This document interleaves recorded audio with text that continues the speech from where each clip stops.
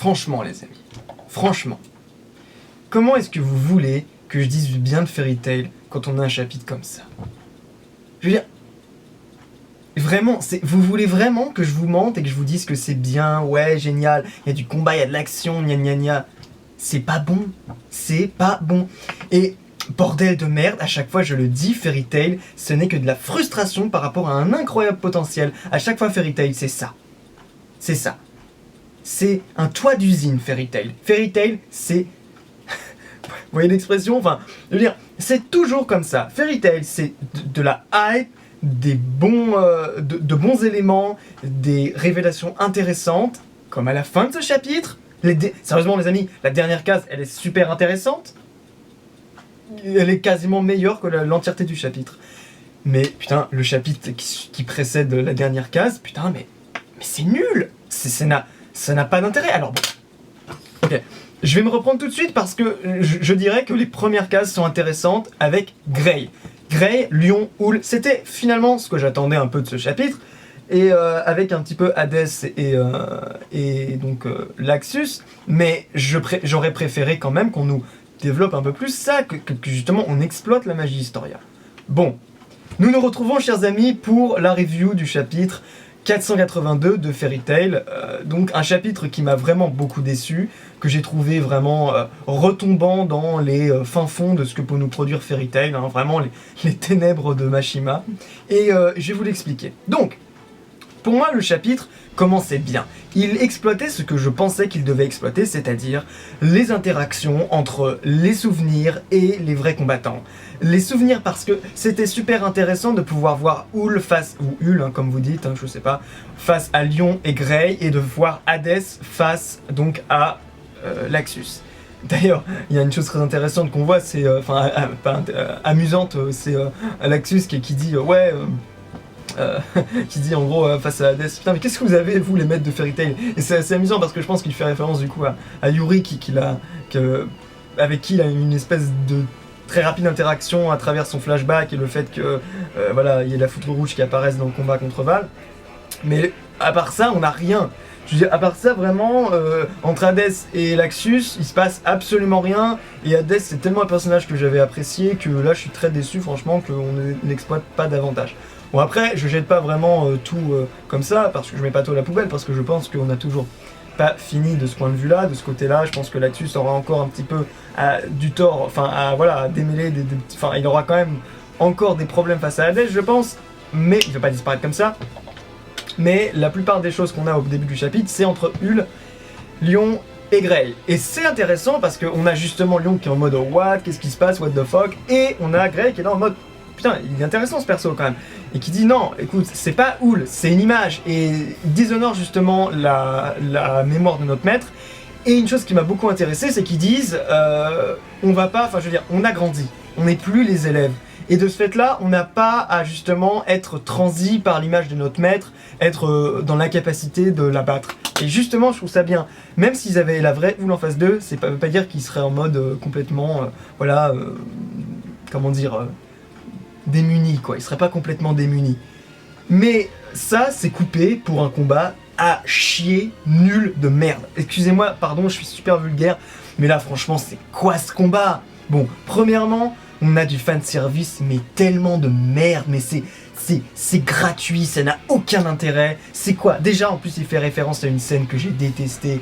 Mais évidemment, au fond de moi-même, il y a un petit démon, le démon du fanservice qui est revenu en moi, qui a fait « Ah, c'est trop cool cette scène, gna gna gna gna. Oui, Yamete. » Mais enfin, au fond, scénaristiquement, ça a zéro intérêt. Je veux dire franchement, Erza qui se fait torturer par je sais plus qui, enfin par Kyoka et puis par son espèce de monstre reptilien là, qui lui envoie des décharges et elle qui la fait souffrir pour le simple intérêt de la montrer à poil avec des tentacules attachés comme ça. Je veux dire, c'est vraiment, ça n'a aucun intérêt et je veux dire, et Mashima le sait très bien, c'est juste pour pouvoir dessiner des boobs et c'est inintéressant au possible.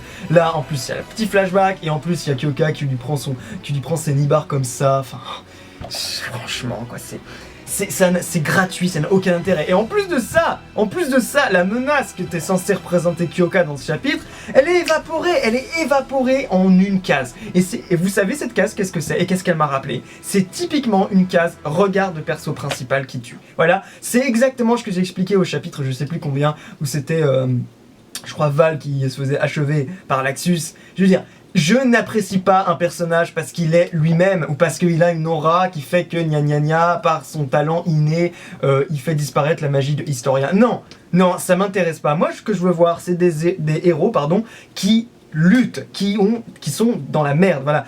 Si les méchants ne posent jamais aucun problème, où est l'intérêt de les faire avoir des adversaires aux gentils? Quel est cet intérêt? Je veux dire, les opposants, ça sert à quoi? Ça sert à pouvoir créer de l'interaction, vous voyez, de l'émulation entre personnages. C'est ça l'intérêt.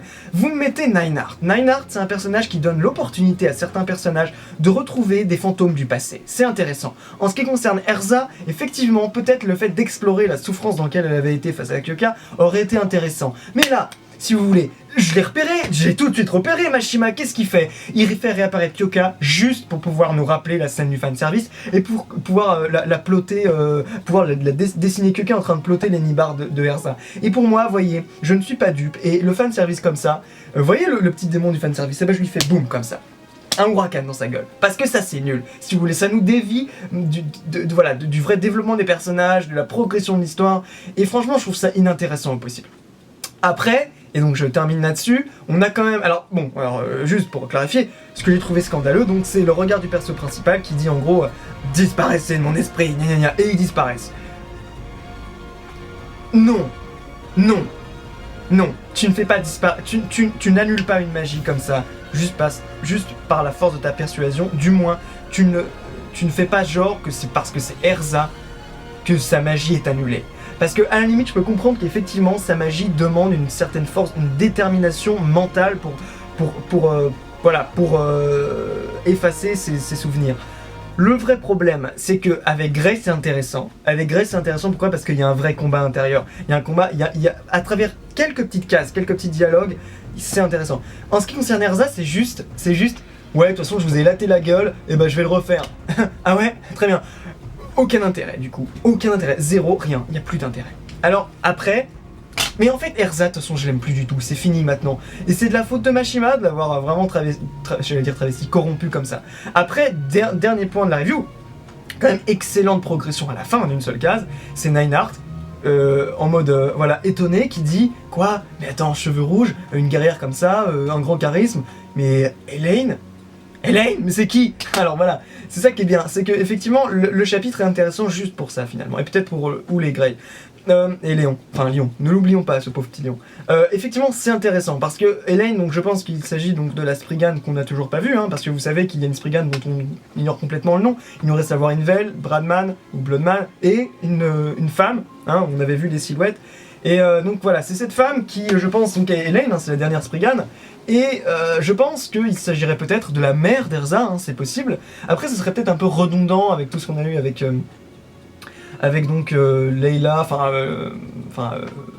Lucie, tout ça. Mais ça pourrait être ça, et je pense que ça pourrait mener à quelque chose d'intéressant, de plus intéressant que juste Erza disant « Ouais, de toute façon, je vous fais le regard du perso principal et vous disparaissez. » Voilà, ça m'a pas intéressé, je trouvais que c'était vide, creux, sans intérêt, et le seul truc intéressant, c'était Nineheart qui semble en plus avoir peut-être une interaction, avoir un lien avec Elaine, donc qui n'existerait pas juste que comme faire valoir d'Erza, et ce serait vraiment très intéressant. Donc j'espère pour les prochains chapitres qu'on va arrêter avec le bullshit d'Erza qui est jamais vaincu, qu'on va nous développer la relation Houl, Grey, Lion et peut-être Hades, Laxus, et qu'on va peut-être nous révéler quelque chose d'intéressant sur cette personne, Elaine, et voilà, c'est tout, bon, voilà, que demander de plus. Donc chers amis, je sais que peut-être vous allez pas aimer à chaque fois que je critique Fairy Tail. Encore une fois, je le dis et je le répète, je ne suis pas là pour bâcher Fairy Tail, loin de là. Fairy Tail, j'aime beaucoup. J'adore l'univers, je trouve que malheureusement souvent c'est trop potentiel pour pas assez de réalisation et que c'est souvent un peu de la grosse frustration par rapport à ça. Mais voilà, c'est comme ça et je terminerai Fairy Tail, j'ai commencé Fairy Tail, je terminerai Fairy Tail et sauf si vraiment il y a une merde terrible, un truc impensable et que vraiment là je devrais prendre un peu de pause. Mais en tout cas voilà. je vais pas trahir Fairy Tail, j'aime bien ce manga, mais voilà, pour moi, c'est quand même le moins bon des 4 que je review en ce moment, enfin des 5 maintenant avec Hunter x Hunter. Et donc voilà, chers amis, je vous dis donc à la prochaine, mettez un j'aime ou un je n'aime pas, comme vous voulez, et voilà, mettez vos commentaires, hein, dites-moi ce que vous avez pensé, dites-moi si vous me trouvez que je suis un peu trop dur, et voilà, donc on se dit à la semaine prochaine pour la review du chapitre 483. Ciao!